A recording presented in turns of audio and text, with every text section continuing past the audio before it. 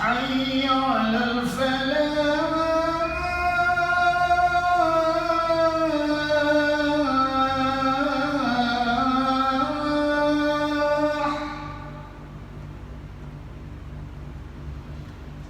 حي على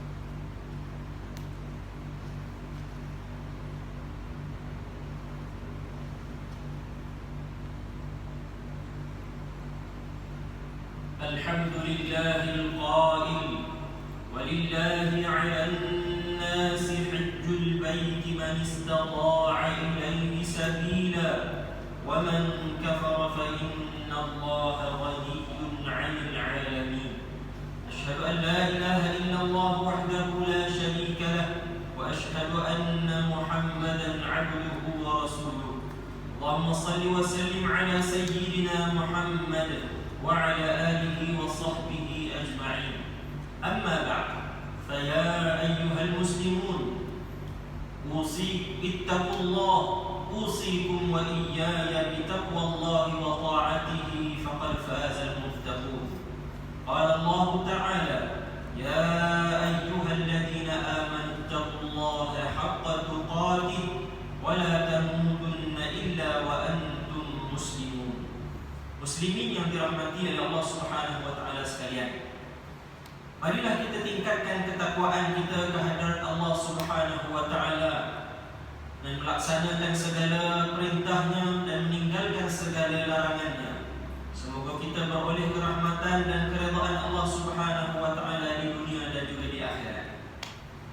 Mimbar Jumaat pada hari ini akan membicarakan khutbah bertajuk Haji itu Arafah. Muslimin yang berbahagia, berwukuf pada hari Arafah merupakan rukun haji yang mesti ditunaikan.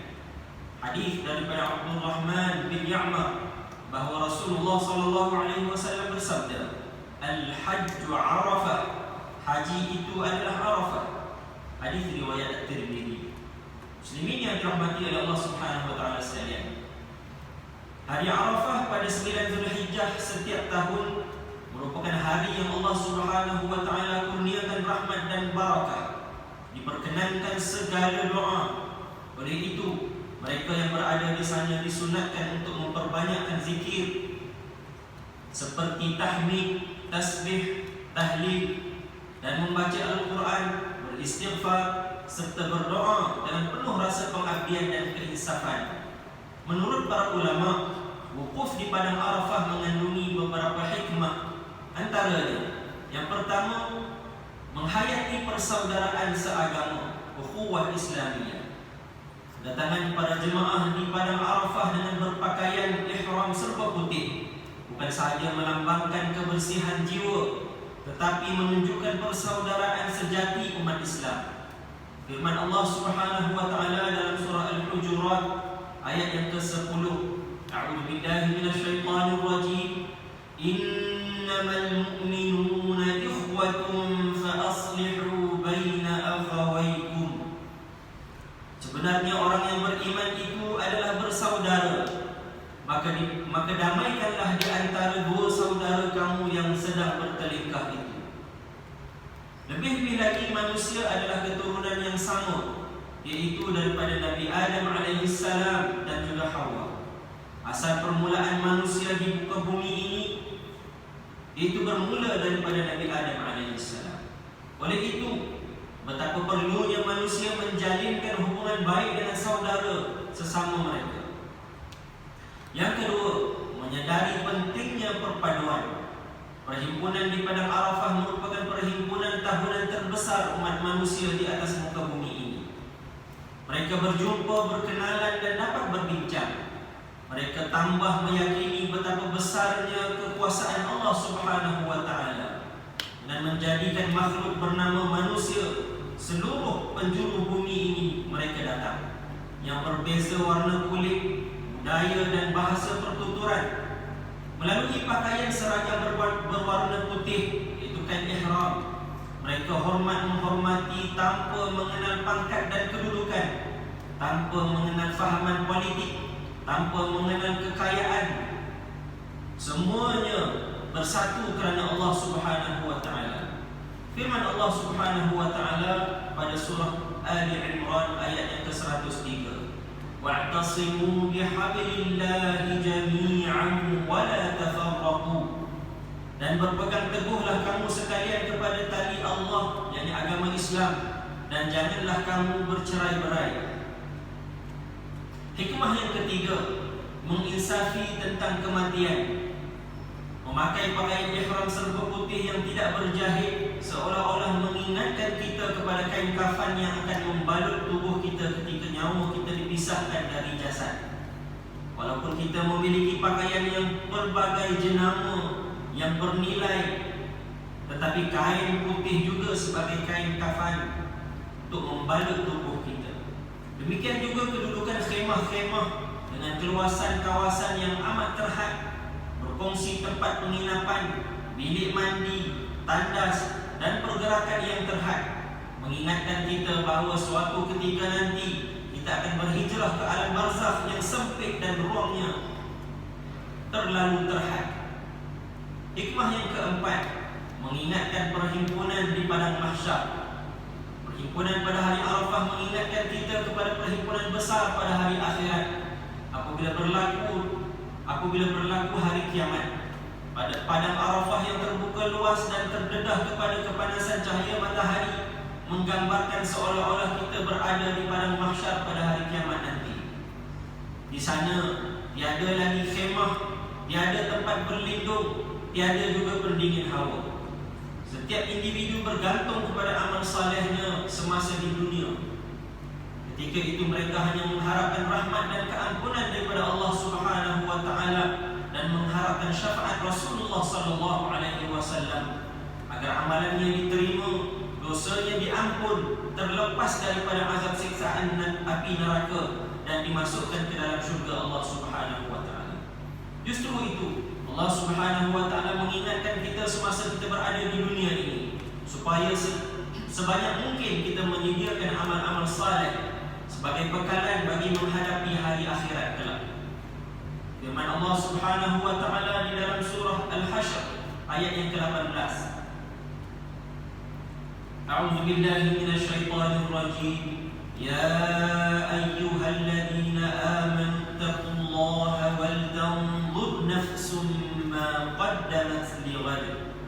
Wahai orang beriman, bertakwalah kepada Allah dengan mengerjakan suruhan dan meninggalkan larangannya, dan hendaklah tiap-tiap diri melihat dan memerhatikan apa yang telah dia sediakan, yakni dalam bentuk amal-amal saleh untuk hari esoknya, yakni hari kiamat, hari akhirat.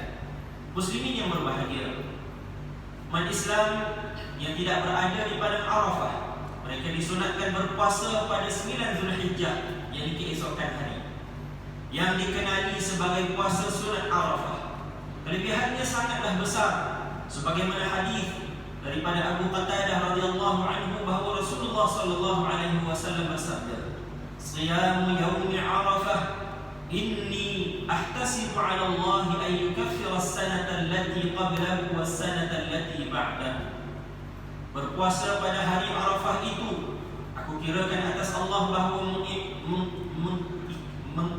mengkafarahkan ataupun menghapuskan dosa bagi tahun yang sebelumnya, tahun yang terdahulu dan juga tahun yang kemudiannya. Hadis riwayat At-Tirmidzi. Oleh itu marilah kita sama-sama mengambil kesempatan untuk berpuasa, puasa sunat Arafah pada keesokan harinya, ini pada 9 Zulhijjah. Hadirin yang dikasihi sekalian, sukacita diingatkan pada saudara-saudara sekalian, janganlah ada dalam kalangan kita yang ketinggalan mendaftarkan diri sebagai bakal haji pada masa akan datang, supaya kita mendapat giliran menunaikan fardu haji apabila sampai masanya. Hadis daripada Ibnu Abbas radhiyallahu anhuma bahawa Rasulullah sallallahu alaihi wasallam bersabda, "Ta'ajjalu ila al-hajj, yani al-fariidata, fa inna ahadakum la yadri ma ya'ridu lahu." Bersegeralah kalian menunaikan fardu haji, kerana seseorang itu tidak tahu apa yang akan berlaku ke atasnya, yakni akan ditimpa dengan kematian. Hadis riwayat Ahmad. Hadirin yang dikasihi sekalian, bagi mengakhiri khutbah pada hari ini, marilah sama-sama kita menghayati beberapa saranan berikut. Yang pertama, umat Islam hendaklah sentiasa berusaha untuk melepasi tahap istita'ah, yakni kemampuan yang diputuskan oleh syarak melalui ketetapan pemerintah untuk menunaikan haji. Yang kedua, wukuf di padang Arafah adalah aspirasi kepatuhan kepada Allah Subhanahu wa taala dan perpaduan umat Islam yang perlu berterusan sepanjang zaman, walau di mana pun kita berada dan keadaan apa pun kita sekali. Yang ketiga, umat Islam yang tidak menunaikan haji hendaklah turut serta menghayati gerakan-gerakan ibadah, yakni manasik-manasik haji yang dilakukan oleh bakal-bakal haji. A'udzu billahi minasyaitonir rajim. Laisa 'alaikum junahun an tabtaghu fadlan min rabbikum fa idza afadtum min 'arafatin fadhkurullaha 'inda al-mash'aril haram wadhkuruhu kama hadakum wa in kuntum min qablihi laminadh dhalin. Tidak ada dosa bagimu untuk mencari kurniaan, yakni rezeki hasil perniagaan dari Tuhanmu. Maka apabila kamu telah bertolak dari Arafah, berzikirlah kepada Allah di Masy'aril Haram, dan berzikirlah yakni dengan menyebut nama Allah sebagaimana yang ditunjukkannya kepadamu. Dan sesungguhnya kamu sebelum itu benar-benar termasuk orang-orang yang sesat. Surah Al-Baqarah ayat 198. Barakallahu li wa lakum fil Qur'anil 'azim wa nafa'ani wa iyyakum bima fihi minal ayati wadh-dhikril hakim wa taqabbala minni wa minkum tilawatahu innahu huwas samiul 'alim. Aqulu qawli hadha wa astaghfirullahal 'azim li wa lakum wa lisa'iril muslimin wal muslimat fastaghfiruhu innahu huwal ghafurur rahim.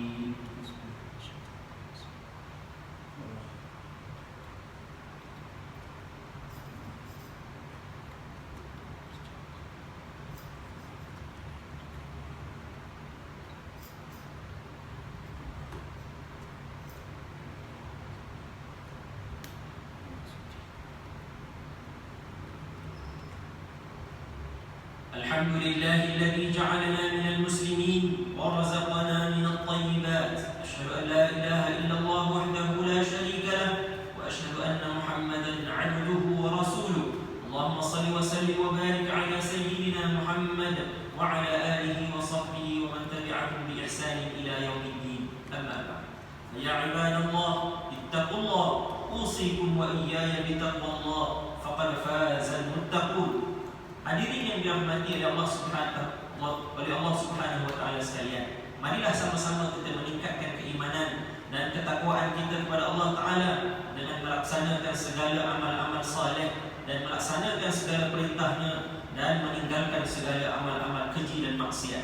Firman Allah Subhanahu wa taala, "Innallaha wa malaikatahu yusalluna 'alan nabi ya ayyuhalladzina amanu sallu 'alaihi wa sallimu taslima." Allahumma salli wa sallim 'ala sayyidina Muhammad wa 'ala alihi wa ashabihi ajma'in. Allahumma ighfir lil muslimina wal muslimat wal mu'minina wal mu'minat al ahya'i minhum wal amwat innaka sami'un qaribun mujibud da'awat wa ya qadiyal hajat. Allahumma a'izz al-islam wal muslimin wa ahlik al-kafarata wal mubtadi'ata wal musyrikin. Allahumma inna nas'aluka wa natawassalu ilayka bi nabiyyika al-amin wa nas'aluka bi asma'ika al-husna wa sifatika al-'uzma an tahfaza bi 'ayni 'inayatika ar-rabbaniyah wa bi hifzi wiqayatika as-samadaniyah jalalat malikina al-mu'azzam Sultan Selangor Sultan Syarifuddin Idris Shah Al-Hajj Ibn al-Marhum Sultan Salahuddin Abdul Aziz Shah Al-Hajj.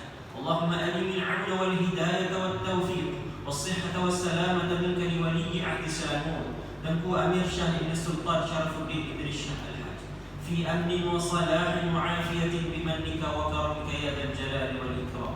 اللهم أطل عمرهما مصلحين للموظفين والرعية والبلاد وبلغ مقاصدهما لطريق الهدى والرشاد.